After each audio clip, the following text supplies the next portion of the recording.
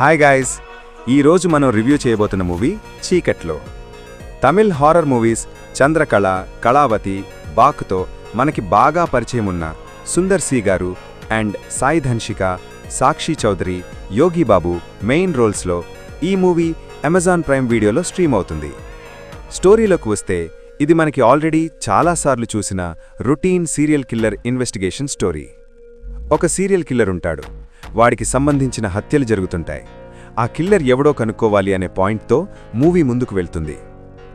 లాస్ట్లో యూజువల్గా ఉండేలా ఎందుకిలా చేస్తున్నాడు అనే ఫ్లాష్ బ్యాక్ రివీల్ ఉంటుంది.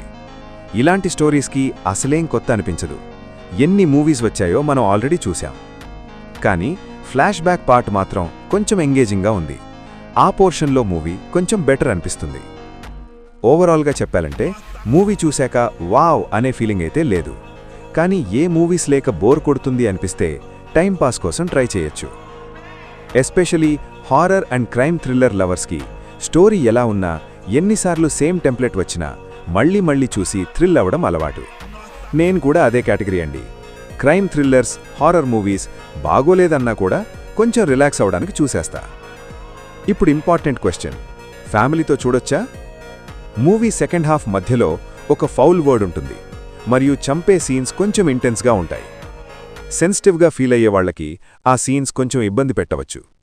అవి తప్ప మిగతా మూవీ అంతా ఆల్మోస్ట్ క్లీన్గానే ఉంది. ఫైనల్గా చెప్పాలంటే చీకట్లో ఒక average crime horror thriller. Expectations లేకుండా చూస్తే ఓకే అనిపిస్తుంది. మీకు ఈ మూవీ ఎలా అనిపించింది కామెంట్స్లో చెప్పండి. వీడియో నచ్చితే లైక్ చేయండి. ఇలాంటి ఓటీటీ రివ్యూస్ కోసం ఛానల్ని సబ్స్క్రైబ్ చేయడం మర్చిపోకండి. Thanks for watching.